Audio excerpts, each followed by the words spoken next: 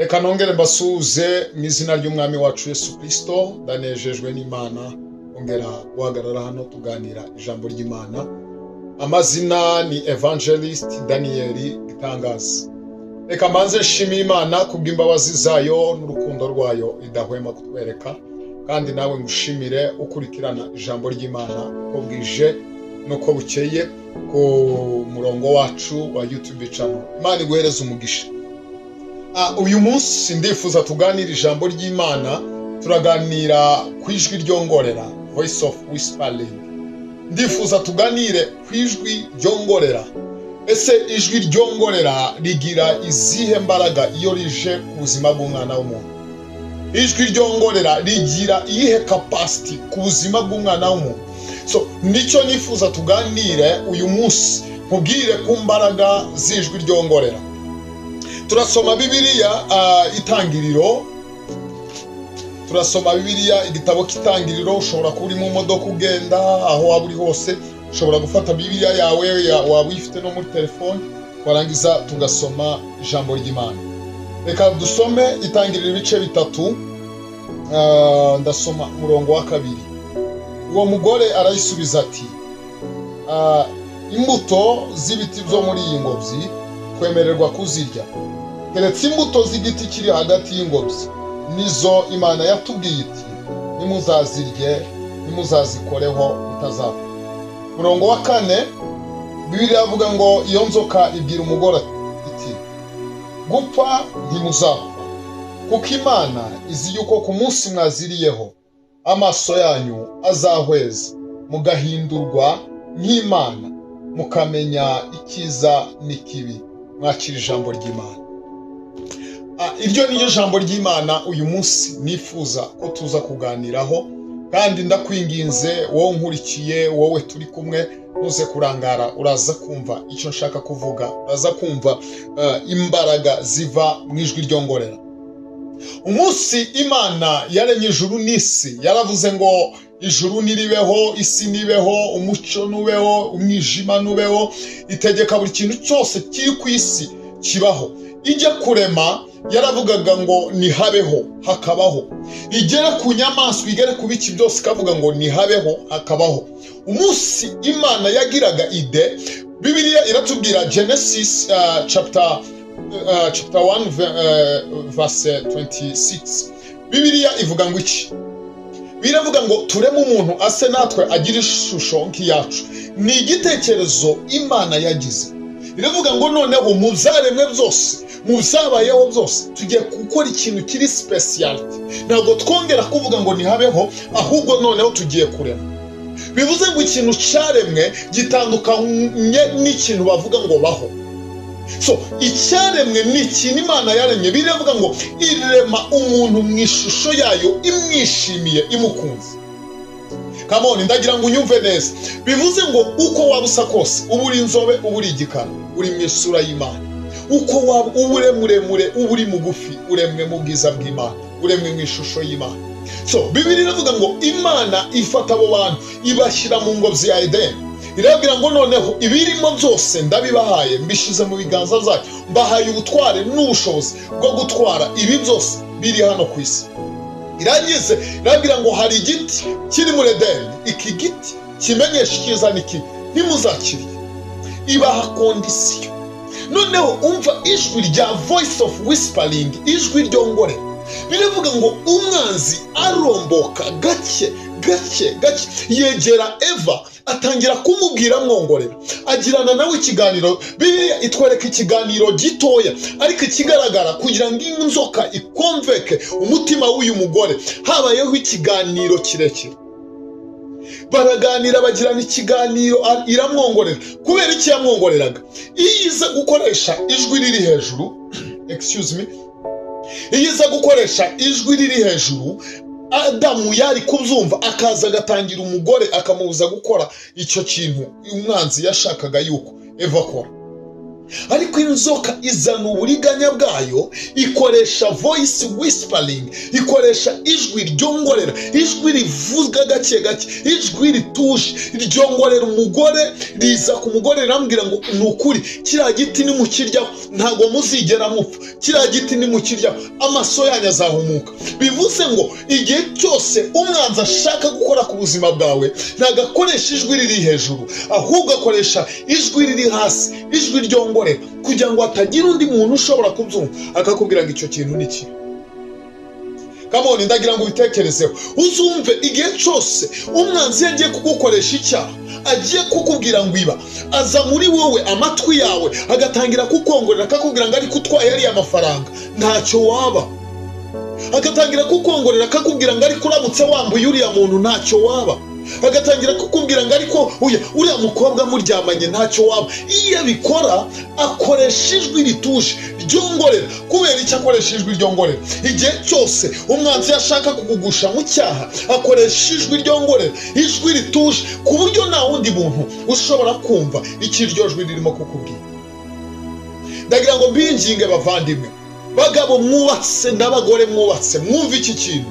Igihe cyose umwanzi akongoreye ntugahite ujya gushyira mu bikorwa icyo umwanzi akubwiye. Sometimes hari igihe umwanzi azakongorera ngo umugabo wawe aguca inyuma, ntabwo ari cyo gihe cyo guhita wirakaza. Please itonde, umwanzi ntakeneye ko wubaka, akeneye ko usenya. Nicyo gituma azana ijwi ryongorera akaza kukubwira ngo umugabo wawe aguca inyuma, akaza kukubwira ngo umugore wawe aguca inyuma, kubera ko ntashaka ko mwubaka. Si cyo gihe cyo gusara, ahubwo nicyo gihe cyo kwegera umugabo wawe, nicyo gihe cyo kwegera umugore wawe, mukaganira, mukubaka urugo rwanyu rugakomera. So ijwi ryongorera riri gusanga uri mu kazi rigatangira kukubwira ngo tangira urye ruswa. Kubera iki? Umwanzi nta kintu na kimwe azana ku buzima bw'umuntu cyiza, azana ikintu kibi, azana ikintu kidashobora gutuma. Umunsi Adamu na Eva bariye ku giti, Bibiliya ivuga ngo iki? Ngo Imana yabwiye inzoka, irabwira ngo guhera uyu munsi, ni ukuri guhera uyu munsi uzagenda ukuruje inda. Urumva, ikibi kizana umuvumo. Munyumve neza. Eva, Imana irambwira ngo noneho igikurikiyeho igihano ngiki, umugore ikihano cyamujeho, wowe uzabyara ubabaye. Igihano cyaje ku mugabo cyaje kivuga ngo iki? Umugabo wese azarya yiyushye akuya. Kandi Imana izana igihano ku nzoka, iravuga ngo ni ukuri uzahondagurwa umutwe. Irangije irongera igaruka ku mwana w'umuntu, iravuga ngo kandi umwana w'umuntu azaribwa igitsitsino. Wumve ikintu voice whispering, ikintu umwanzi yabize mu buzima bwacu, atuma Satani atuma ikibi kiza ku buzima bwacu, gupfa dutangira gupfa, intambara zitangira kuba nyinshi. Guhera uwo munsi umuntu atandukanwa n'ubushake bw'Imana kubera ijwi ryongorera. Ijwi ryongorera ntabwo riduhuza n'ubushake bw'Imana, ahubwo ridutandukanya n'ubushake bw'Imana. Ijwi ryongorera ntabwo ritwinjiza mu busabane n'Imana, ahubwo every time, every day riba rishaka tujye kure y'ubushake bw'Imana. Listen to me my people. Ndagira ngo nkubwire iki ngiki, igihe cyose umwanzi akongoreye ntabwo ari igihe cyo gushyira mu bikorwa, ahubwo ni igihe cyo guhagarara ugasenga, bavuga ngo ni ukuri nubwo unyongorera ntabwo bizakunda. Satani hari igihe akongorera, ugiye kugura imodoka akakubwira ngo ni ukuri, akakongorera akakubwira ngo ntabwo bizakunda, akakongorera uri umwana w'umukobwa akakubwira ngo ntuzubaka, araza akabikongorera kuko ukumva ko utazubaka. Ikibabaje, atangira kukwereka abakobwa bagenzi bawe batigeze bubaka, atangira kukwereka iyo uri umubyeyi ingo zagiye zikora divorce, akakubwira ngo nawe urwawe ntabwo bizaguhira. Ariko ngo usubizemo imbaraga, nubwo umwanzi yakongorera ntuzamwumvire, Imana iracyafite umugambi ku buzima bwawe. This is the voice of whispering. Ngiri ijwi ryongorera. Ijwi ryongorera iyo urihaye umwanya rigira impact mu buzima bwawe. Let me tell you my people, ijwi ryongorera ni ikintu umwanzi azana mu buzima bw'umuntu, atagamije ko umuntu atera imbere, atagamije ko umuntu atera intambwe, ahubwo agamije ko umuntu asubira inyuma. So iyo urimo wapurayinga ushaka akazi, voice azana ijwi ryongorera mu matwi yawe, azana ijwi ryongorera mu matwi yawe agatangira kukubwira ngo nubwo wapurayinga ntibizakunda. Iyo ugiye gukorera perime umwanzi atangira kukongorera, ukumva wicaye mu modoka ukinjira, ukumva ijwi muri wowe ririmo rikubwira ngo nukuri n'ubundi urabyica, atangira kugutera ubwoba. Intwaro ya Satani n'ubwoba. Iyo ubwoba butangiye kuza mu mutima wawe, this is the weapon of the Satan. Ni intwaro ya Satani, ni intwaro y'umubi azana ku buzima bwacu. Iyo amaze kukongorera azana intwaro y'ubwoba, akaba ari yagutsindisha, akakumvisha ko bidashoboka, akakumvisha ko utatera intambwe, ugatangira kugira ubwoba. Wajya gukora business ukumva ubwoba bubaye bwinshi, wajya muri relationship n'umuntu ukumva zizahora zifailing, ubwo bwoba bugataha umutima wawe. Iyo ni weapon, ni intwaro umwanzi akoresha kugira ngo atubuze kugera ku Imana avuganye n'ubuzima bwacu. Oh come on, ndumva nshaka kugira ngo mvugane nawe aya masaha. Birashoboka ko nkurikiye uri mu modoka ugenda, birashoboka ko nkurikiye uri mu muhanda uri n'amaguru ugenda, aho waba uherereye hose unkurikiye, ndagira ngo nkubwire ngo aya masaha Imana igukurireho ijwi ry'umwanzi ryongorera ku buzima bwawe.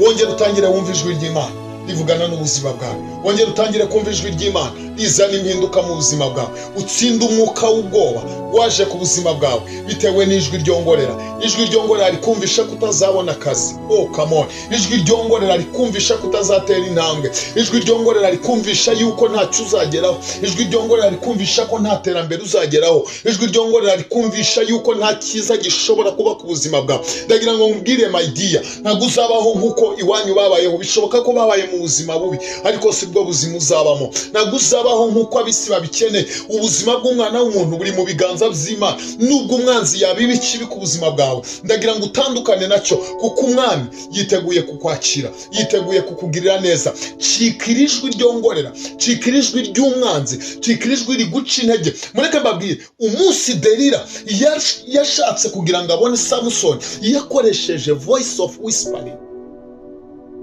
Aramwongorera, aramuryoshya mujya mu matwi, wumve kuntu umwanzi ari mubi. Iyo ashaka kudukuraho umugisha, iyo ashaka kudukuraho icyo Imana yatuvuzeho, aza mu matwi yacu agatangira kuturyoshya. Uri umwana w'umukobwa, agatangira kukumvisha kuntu ari wowe mwiza mu bandi bakobwa bose, agatangira kukumvisha yuko uri umuntu urenze, uri hayi, kugera ubwo atangira gutuma wishyira hejuru, ugatakaza ubudahangarwa bwawe. Agatangira kukumvisha uri umuntu papa, yuko urenze, uri umuntu udasanzwe, ukunzwe na benshi, bigatuma utakaza indangagaciro yo kubaka urugo rwawe. Ngiki cy'umwanzi akora mu buzima bw'umuntu. Ariko uyu munsi ndagira ngo mvugane n'ubuzima bwawe. Cika iryo jwi ry'umwanzi, Imana iracyafite umugambi ku buzima bwawe. Cika iryo jwi ry'umwanzi, Imana iracyafite icyo ishaka gukora ku buzima bwawe. Come on, ndimo ndavugana nawe, wowe unkurikiye. Uwo mwanzi wagusubije inyuma, kampani yawe igasubira inyuma. Uwo mwanzi wagusubije inyuma, business yawe igafailinga. Uwo mwanzi wagusubije inyuma, akakongorera ngo ujye kwiyahura. Uyahumura, Imana iracyagukunda. Wa mwana w'umukobwa, wa mwana w'umusore, wikiyahura, wikibuza ubuzima, Imana iracyagukunda. Wikibuza amahirwe, Imana iracyagutekerezaho. Nubwo Satani akumvisha kujya kwiyahura, nubwo Satani akumvisha ko ntacyo umaze, nubwo Satani akumvisha ko ntacyo uzageraho, kuba abantu barakwanze ntibivuze ko Imana yagukuyeho amaboko. Kuba abantu barakuvuyeho ntibivuze ko Imana yakwibagiwe. Kuba nta kazi ugira umaze imyaka myinshi ntibivuze ko utazabona akazi. Oh come on my dear, umva, kuba utari washaka ntabwo bivuze ko utazashaka.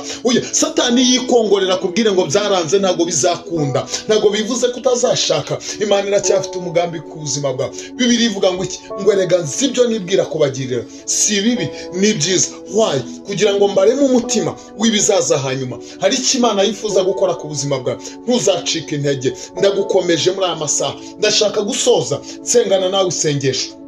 Ese ufite kwizera ko hari icyo Imana yakora ku buzima bwawe? Ese ufite kwizera ko hari icyo Imana yahindura ku buzima bwawe? Ndashaka gusengana nawe, ndashaka gusengana nawe. Reka uzamure kwizera kwawe, wizere, uvuge ngo Mwami Yesu, ndakwizeye, ni wowe mpanze amaso, ni wowe ntumbiriye. Uyu munsi wa none unkize ijwi ry'umubi, unkize ijwi ry'umwanzi, nsinde umutima w'ubwoba, ndakwinginze unyiyereke, uvugane n'ubuzima bwawe, unyambike imbaraga mu izina rya Yesu, amen. Ngira isengesho nagira ngo usenge, reka nanjye ngusengere. Mana mu izina rya Yesu, sengeye buri muntu wese unkurikiranye, umumama, umupapa, umukobwa, umusore, ndabasengeye mu izina rya Yesu. Nirukanye ijwi ry'umwanzi ku buzima bwawe, nirukanye ijwi ry'umubisha ku buzima bwawe, nirukanye ijwi ry'umubi ku buzima bwawe. Uhereye none umwanzi atsindwe ku buzima bwawe, uhereye none umwanzi yamburwa ijambo, uhereye none ndahamagara imbaraga z'ijuru zimanuke ku buzima bwawe mu izina ry'umwami wacu Yesu, amen. Imana ibahereze umugisha, ndabashimiye cyane ko mwari munkurikiranye. Imana ibaha umugisha. Ya Evangelist Daniel Gitangaza. Shalom.